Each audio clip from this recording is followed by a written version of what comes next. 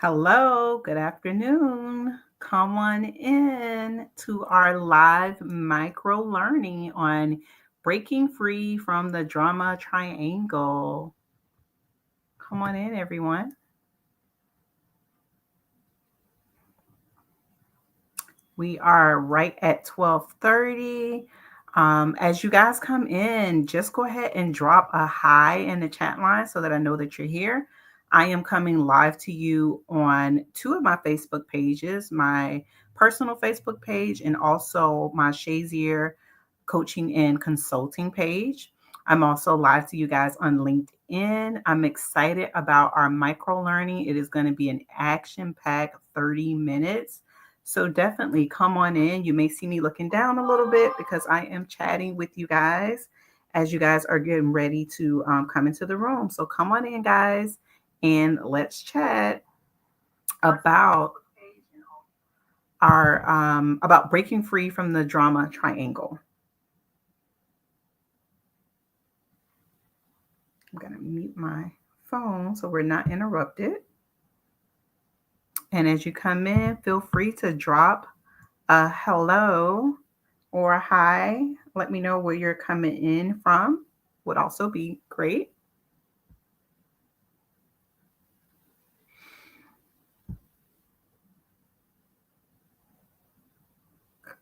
Come on in. We are live.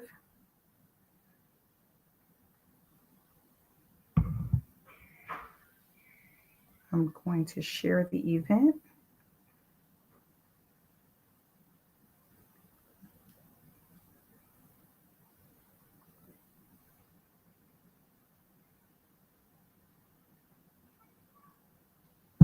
All right, so not going to wait for everyone to get here. I know we're still grabbing our lunches. This was a last minute change. Yesterday was our original date that I've been promoting for 3 weeks. And unfortunately, I had to change it last minute because of a doctor's appointment for my youngest son. And that's the best part or the benefit of what I get to do at this stage in life is I get to prioritize my family. So I apologize for the last minute change. However, we are going to get started today. Hey, Kazi, I hope I pronounced your name correctly. That's my Facebook friend. We met on Facebook and he follows me faithfully, and I so appreciate it. Happy that you're here and watching. So I know that this is a lunchtime micro learning. The intent is for us to add a little bit of leadership. I want to add just a dose of leadership to your toolkit in a bite-sized way. So grab your lunch, grab your drink, have a seat. Let's go ahead and learn something about how to break free from the drama triangle. I know I've heard the terms, victim mentality or someone having a hero complex thrown around. And so today I break down where those terms kind of originate from, how they play into our relationships and conflict, but it's going to be a really fun session. All right, so I got a couple of you guys buzzing me that you're coming into the rooms, excited about that. But please, please, please, if you're already here, go ahead and share it. Share that you are here attending this session and invite other people in. I would greatly, greatly appreciate it. I am in the process right now of sharing it on my page, on my LinkedIn page, just as a reminder for those who book to attend. So let me share right now. Hey, we're getting started. So if you're on LinkedIn, you should see a little message pop up. All right, so we're going to go right in. That way, whoever misses it will be able to come back and do the replay. But again, thank you so much for attending. I appreciate you taking a little bit of your time. And I promise that we're going to keep it to the 30 minutes. So we're going to go ahead and get started. All right, so I'm going to bring my PowerPoint up. You'll see me go down to the bottom corner as we're looking at that. And we're going to talk about breaking free from the drama triangle. So quick introduction of myself. Who am I? My name is Doris Jackson Shazier. I am an author, a leadership coach, a management consultant, a mom, a wife, and a friend to many is what I like to say. Over the past 20 years, I have pretty much dedicated my working experience to building high performing teams, teaching leadership development and management techniques. Um, my biggest focus or my expertise is really helping leaders to create high accountability and high morale at both work and home. As a person where my first leadership position was motherhood and also climbing that corporate ladder, I have direct insights as to how do you build in both? How do you maintain that accountability and high morale when you're at work and then when you get home? So I like to share what has helped me to be successful with others. All right, so moving on. Today's micro learning. The purpose of the day is really to talk about Karpman's Drama Triangle. I'm telling you guys, it's super interesting. If you've never heard about it or read about it before, I've talked about it for the last 3 weeks in my High Accountability, High Morale blog. I've dedicated 1 week to breaking down the victim mindset, the villain mindset, and the hero mindset. But Stephen Karpman is actually the creator of this social interaction model. And what this model demonstrates is the common behaviors or roles that we take on when we are in, conflict situations. These are just kind of default roles that we kind of play. What we're going to do today is recognize those roles. And then how do you shift from being on this roller coaster? So if you've ever experienced feeling like you've been on the hamster wheel of emotions or having the same type of arguments or feeling like you play the same role in these different places, you're not imagining that. It can really be true that that's what you're experiencing. And it may be happening because you've gotten caught into a drama triangle. All right, I flipped that a little bit too fast. So the way we're going to break it down, I'm going to explain what the drama triangle is. We're going to talk about what this looks like in action. So how do you recognize when it's happening? We'll talk about how you get out of the triangle, and then we'll define what are the new roles you should take on in replace of being a victim, villain, or a hero. All right, so more breakdown about Karpman's drama triangle. So in his original triangle, he describes these roles as the victim, the rescuer, which I will refer to as the hero, and the persecutor, which I will refer to as the villain. So kind of the modernized version of it, but in his original triangle, there was the victim, the rescuer, and the persecutor. The social model came out in about 1968. And again, it's a vital tool that's used in psychology and conflict resolution as it highlights these kind of default roles that we fall into just unintentionally. Some of this may stem from how you were raised or just the environment can produce it, but it's the tendency to play the certain roles as it relates to conflict. Now, can you play more than one role? Yes, you can. You can be a hero in some situations, you can be a victim in certain situations, and you can be a villain. The interesting thing about the drama triangle is that the roles keep moving and they keep evolving, kind of depending on your perspective or kind of your seat on the bus in the situation. So you'll notice that again, as we go forward, I refer to it as the victim, villain, and hero. And they are, again, this is a social interaction tool that is mainly used in psychology and conflict resolution to help explain those default roles that we tend to fall into when we're dealing with conflict. All right, so this breaks it down a little bit further. To understand the roles, again, these are interpersonal conflicts, and this is what you fall into. What's so important about it is the impact that it has. When you are caught into these roles, what it does is it continues to perpetuate dysfunction. So no matter how hard you try, you're trying your hardest, you don't want to do it. And again, it almost feels like it's something that you're on a hamster wheel. And based off of the way that you interact, you consistently fall into this role or these situations. Here's the best way or the most simplest forms that I like to describe the drama triangle or the mindset. What tends to happen with the victim, again, the victim is the person who they see themselves as powerless, right? They're helpless, or they're always unfairly treated. You may have noticed a family member or someone that perpetuates this. You see it a lot when people become very overwhelmed or when they're trying to avoid responsibility, meaning it's always somebody else's fault. It has something to do with the family they were born into or circumstances that are beyond them. But this is not true victims, people who are actually victimized. This is not what we're talking about. We're talking about people who have a mindset that puts them into victimhood, meaning there are circumstances that possibly could be overcame with the right mindset or effort, but because they don't think about it that way, they find themselves stuck in situations. So what I like to say is the victim mentally lacks value in self. They don't recognize their ability to solve for themselves, and so they tend to defer to others.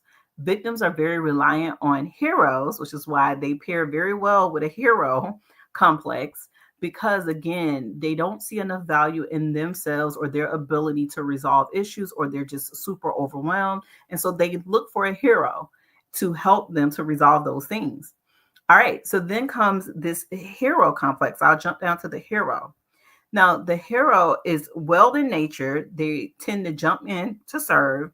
They like to fix other people's problems. I would tell you, I tend to fall in that category a lot. I recognize now that sometimes I have a hero complex where I'm trying to jump in and help others, even at the expense of myself. And what heroes have to realize, and I've come to realize this, is it keeps a victim dependent, and it helps them to avoid resolution, because again, the victim is leaning on the hero gets a lot of satisfaction out of helping others, and so we neglect or we lack value in other people's ability to help themselves. And so if you're a person, and say it in the chat, I don't want to put you out there, but if you find yourself consistently rescuing others, you find yourself running to someone's defense, you're always the lender, not necessarily the borrower, but you find yourself sometimes stressed out, burnt out, and overwhelmed by consistently giving and helping others, you may have fallen into the hero role in a drama triangle. And trust me, as a person who slips and fall into that role very often, I can tell you it eventually leads to burnout. And really, what we have to realize when we have a hero complex is that somewhere in our mindset, we lack the belief that people can solve their own problems.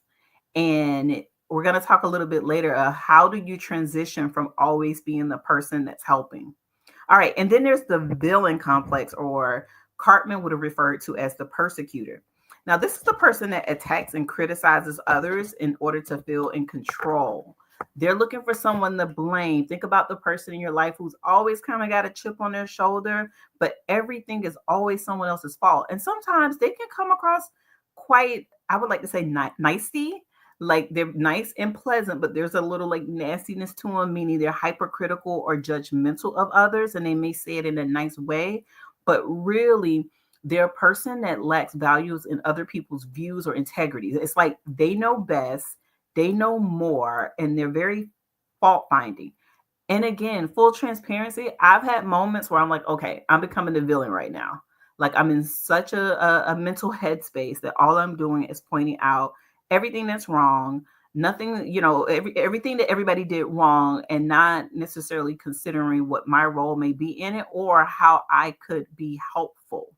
And so again, very, very easy to slip into either one of these three roles. So it's critical to recognize how they behave so that you recognize kind of when you're falling into it, because it happens very, very easily. All right. So what does this look like in action? I kind of described this a little bit earlier, but what happens is, again, the victim, hero, and villain are interdependent of each other. You'll notice these situations happens, and the characteristics of the situation is normally they're very reactive, meaning no one has had time to think about how they're responding. It's a very emotional response. You'll notice that they end up being pretty unproductive. Again, not a lot of planning goes into the drama triangle. It's more so of a natural, repetitive response to conflict. And we haven't taken the time to really think through what we're trying to accomplish. And so we start to just fall into these roles. Think about at work.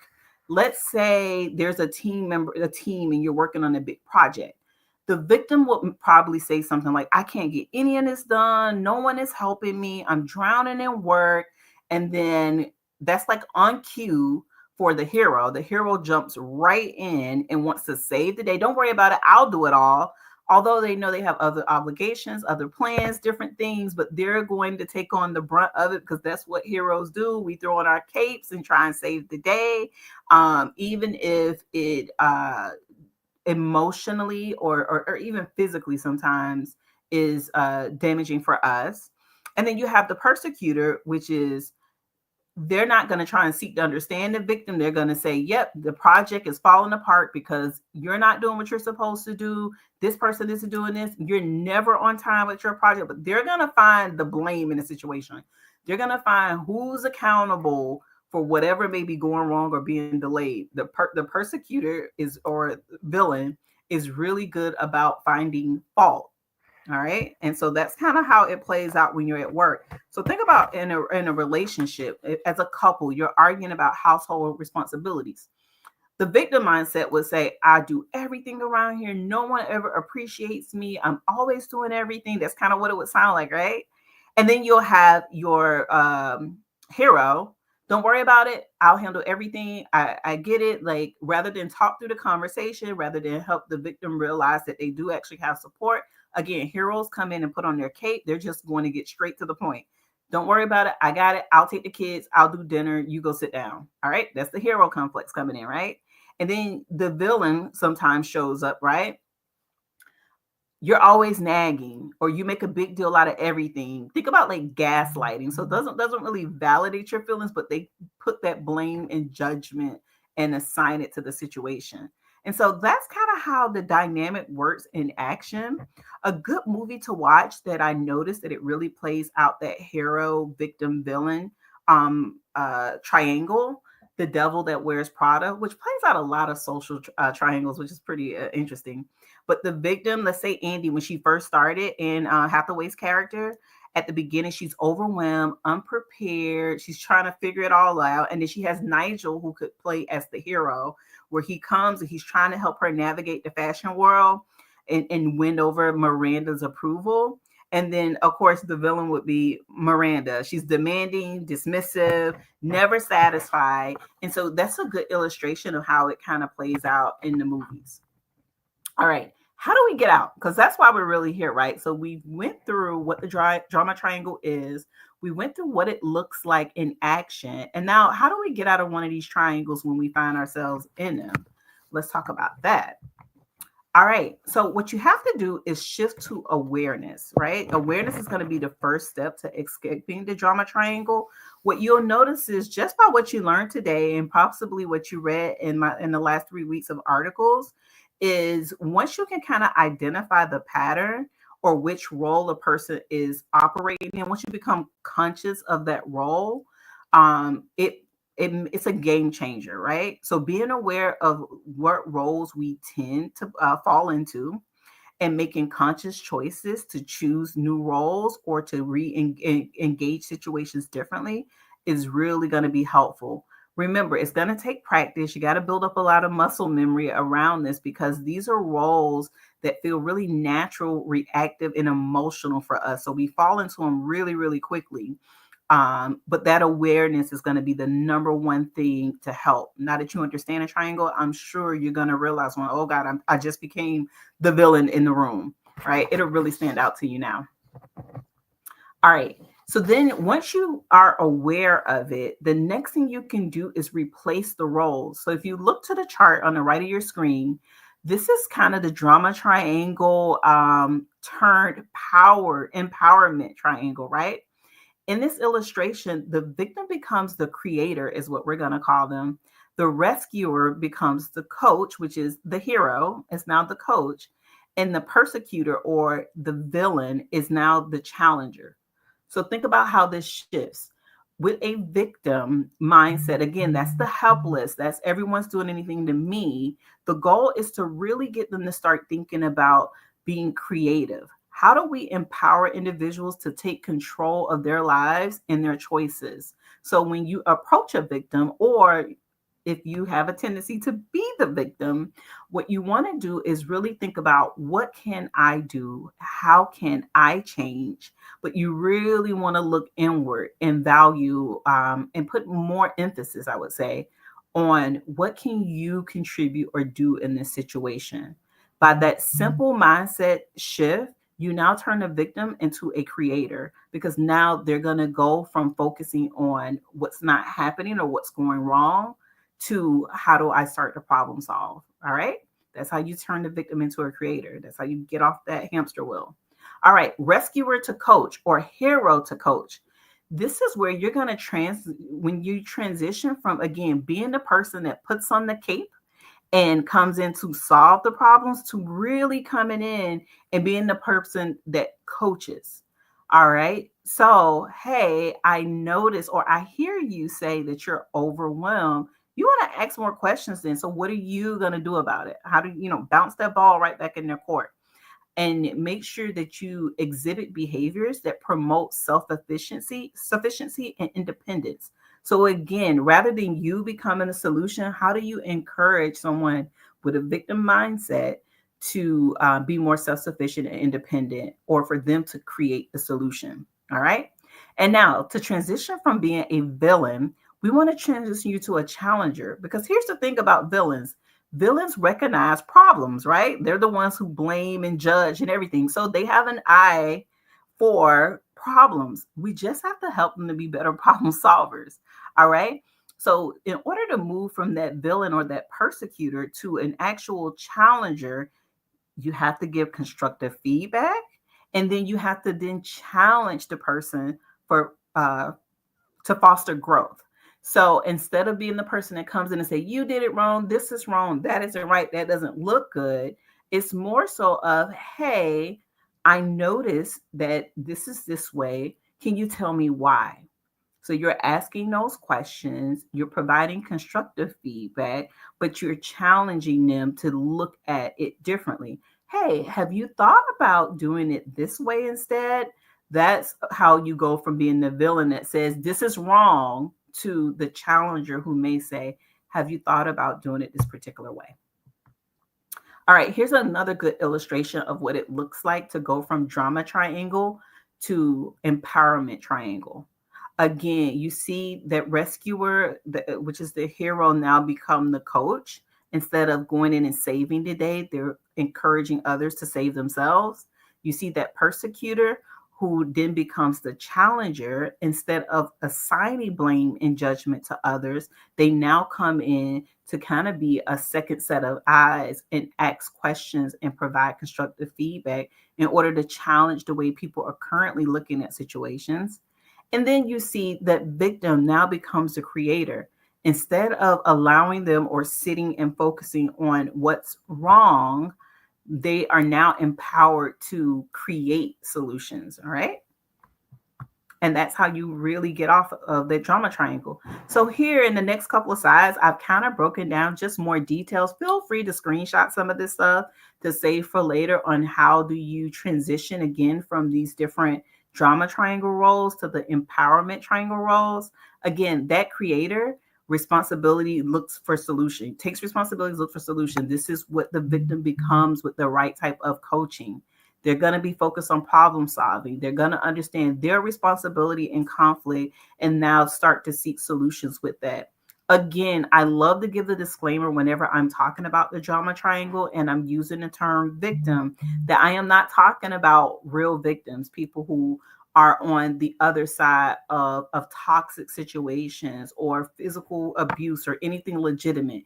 This is purely about victim mindsets, people who, again, have adopted a mindset that is keeping them in a place from being able to problem solve or seek solutions for themselves because they don't recognize their ability to change their situations. All right. Just always want to clarify that whenever I speak about the victim mindset, because it's important that I don't unintentionally offend anyone or that I don't in any way desensitize the importance of real victims.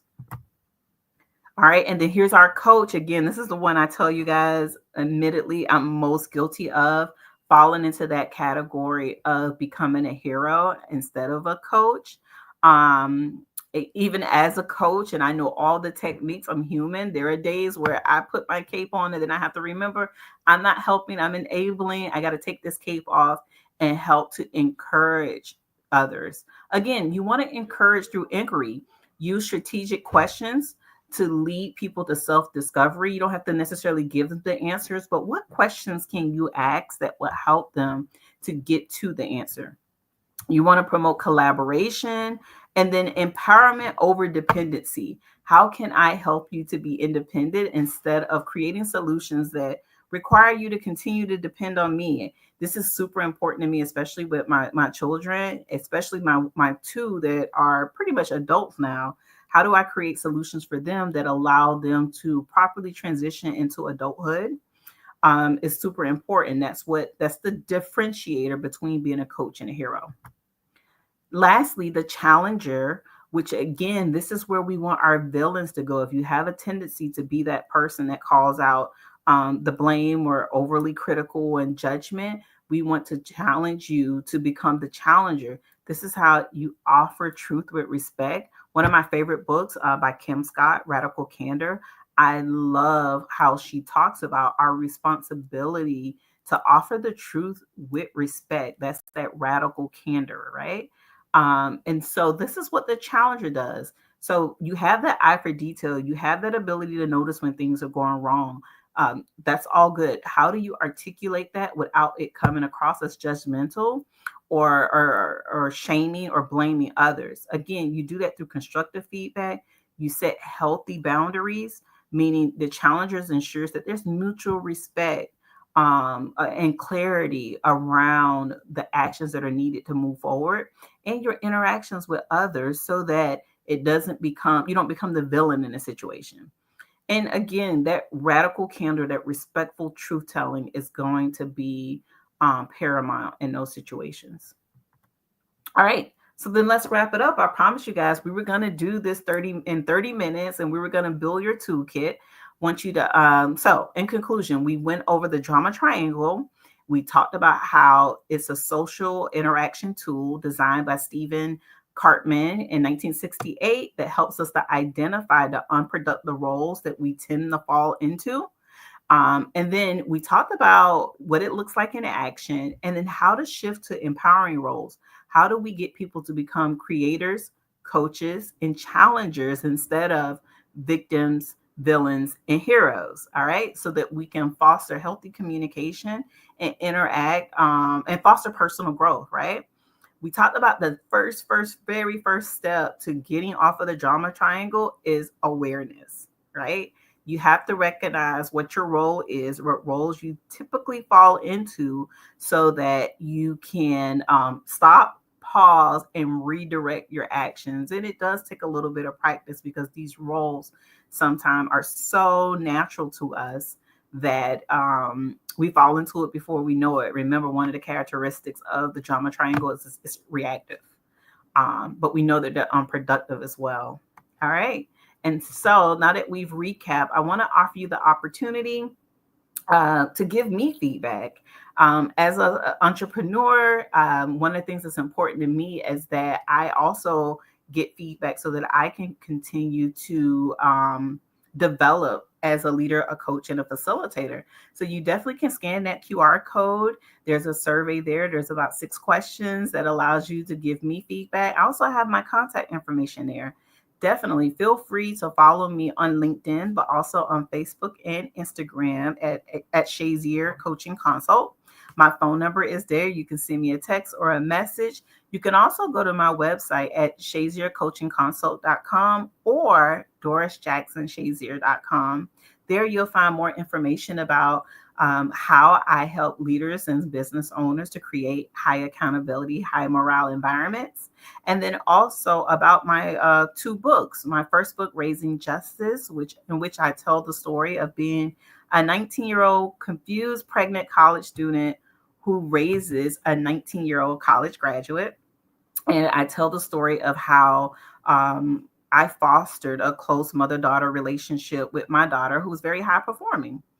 My next book to come out, guys, I'm so excited about Pieces to Peace. It was originally slated to come out last month. It is being delayed to next month, but now there's two great books coming out. Pieces to Peace, How I Overcame Corporate and COVID, which is a memoir slash guide to dealing with toxic work environments.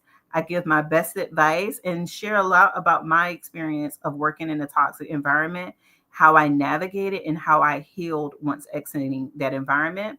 And then Pieces to Peace, the corporate spin, which is really going to be dedicated to organizations and HR professionals. And it's going to talk about how do we prevent toxic work environments? Or if you are working in a space that's a toxic work environment, I know that's hard to admit, but if you know that this is existing in your environment, how do you change it? What are some of the things that you can implement as an organization or HR professional to help better the environment and protect the people who work for you? So I would love, love, love the opportunity to share more. Definitely follow me on LinkedIn. Go to one of my websites, dorisjacksonshazier.com or Shazier Coaching Consult.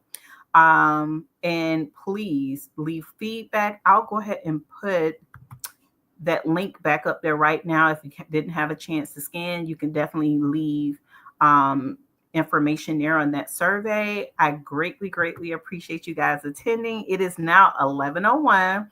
I promise you guys 30 minutes of action-packed micro learning. I look forward to our next micro learning, which will be taking place in May.